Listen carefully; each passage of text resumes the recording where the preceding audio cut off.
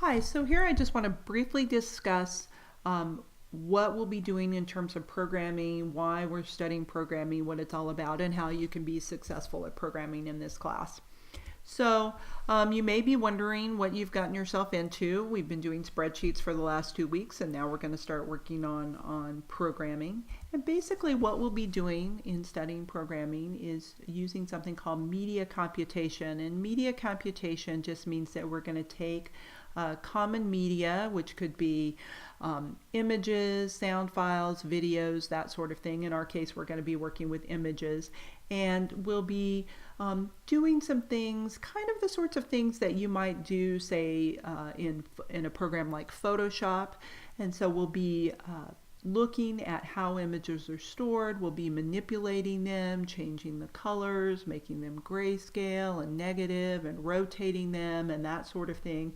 And the idea is to do that in order to learn about programming and how programming works, and in the bigger scheme of things, how computers work, and to do it in sort of a fun context where we can create kind of neat looking images. The programming language that we'll be using is Python, and the programming environment we'll be using is something called JES, which is the Jython environment for students. You don't have to worry too much about that, but basically it's an environment that is actually written in Java, but we're not going to be programming in Java. We'll be programming in Python. And it is specifically written to allow us to do some of these things with pictures and sounds and media files. But the language that we're going to be using is Python. And this is what the Jython programming environment looks like. And so one of the things that people sort of wonder about is whether they have what it takes to succeed at programming. If you've never done it before, it can be maybe a little intimidating. And I'll just say that you don't have to be a geek or a nerd to learn how to program. And I believe that and have seen over the years that with the right attitude, a little bit of hard work, you can learn to program, and it actually can be a lot of fun and very satisfying to get your program to work and do what you want it to do. Programming has a lot in common with things that you may be used to doing every day. And a good example is music. If you play a musical instrument or you sing, and I know some of you in your introductory videos mentioned that you do, the musical notation basically captures a set of instructions that can be understood or executed by the musician. So you can see the musical notation, and it's something you have to learn to read and to understand, but you can use that to execute a series of musical notes with your instrument or by singing. So similar idea to programming. Another example is knitting. We may not have any knitters in the class, but in order to knit, say, a hat or a sweater or something, there is a special set of commands or instructions that you have to learn in order to read a knitting pattern. And so similarly, we'll have to learn a special set of instructions in order to read and to write computer programs that can manipulate images in our case. Cooking is also a good example. It has special instructions and notations that you have to learn when you're learning how to cook. What are the measurements? What do they mean? Special terms like braising or broiling, things like that. And so also in programming, we'll learn special notations and commands and what they mean. I think driving is a good analogy for programming in the sense that in order to even write just a simple program that does much of anything, there's sort of a lot of things that you have to learn, much like when you're learning how to drive and you're just driving across a parking lot for the first time. You have to focus on a lot of new things at once. You can't, for example, say, oh, we're learning to drive, so on Monday we're going to learn to steer, and on Tuesday we're going to learn to use the brake, and on Wednesday we're going to learn to turn. You have to kind of learn all of those basic things at once, and that's true of programming too. You have to learn enough of the basics in order to do anything at all, and it can be a little overwhelming at first, but similar to driving, once you learn all those basic things, you don't even have to think about them anymore, and you can think more on a more of a high or abstract level, and you can think about, well, how am I going to get to the mall, for example? And you don't have to think about how to turn the steering wheel and so forth. And so that will be true of programming too. We'll be able to focus less on those low-level details and think more on a high level as you get more practice. And too, like driving, takes lots of practice to get good at it. One big difference with computers that you have to keep in mind is that they're just stupid machines, and you have to be extremely precise with them.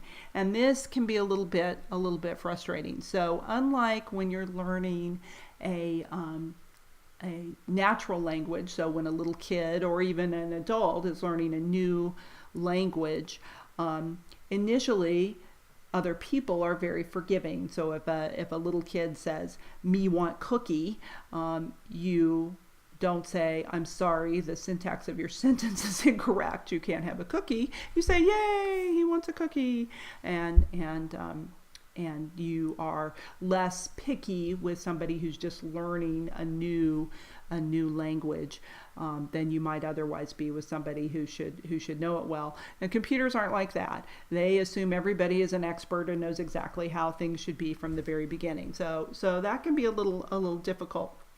A good example of that is this string here. If you look at this series of characters, obviously it's not a correct English sentence, but if you look at it for a few minutes, you usually can figure out that it says, "This is an example illustrating how humans can read text even when all the vowels have been removed."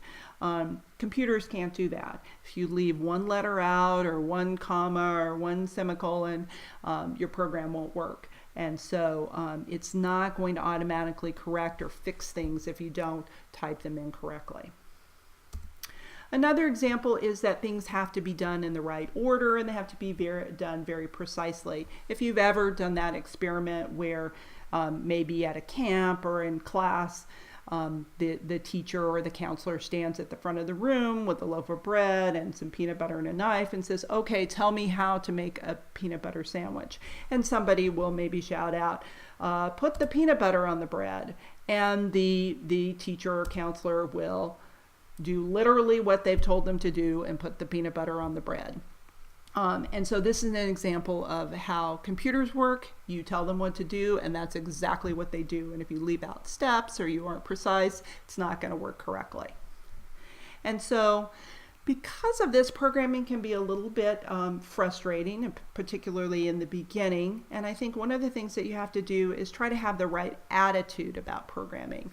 And one of the things that I studied when I took an educational psychology class was something called mindsets, and it's based on the work of Stanford psychologist Carol Dweck, and it's basically talks about how people have two sort of attitudes about learning or intelligence. And this really is a continuum. People aren't necessarily black and white or one way or the other, but somewhere in between sometimes as well. So those two attitudes, or what are called mindsets, are called a fixed mindset and a growth mindset. And the idea is that with a fixed mindset, you think that intelligence is fixed. And so believing in innate ability. I'm good at math, I'm artistic, something like that. Versus believing that, or I'm not good at math, or I'm not good at art, and thinking that you just can't learn something new, you're just born with it or you aren't. Versus having a growth mindset where you believe that intelligence can be developed or grown. And there's been a lot of research on this, and what they found is that someone with a fixed mindset will avoid challenges.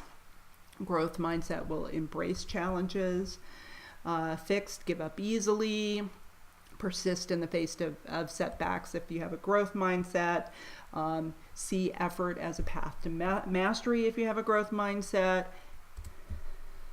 Learn from criticism or feedback, and find lessons and inspiration in the success of others. And I think all of these are really important for learning to program. You have to believe that with hard work and effort, you can succeed. And I have seen it for many years that when students have that attitude, they can learn to program and can do well at it. So keep that in mind as you're learning to program. Maybe a little frustrating in the beginning because the computer can be so annoying and so insistent that things be absolutely perfect. But just realize that as you make errors and you get that feedback from the computer, it's going to help you learn to program. And I really like this example. This is from something called drawing on the right side of the brain. And it's an example of how people who thought they weren't very artistic drew self-portraits. Those are the ones on the left. They took this class, this instruction, and they were able to draw the self-portraits on the right side. So it's just an example of how if you have the right mindset, the right instruction, you can learn how to do something that maybe you thought you weren't capable of doing. And I believe that's true of programming.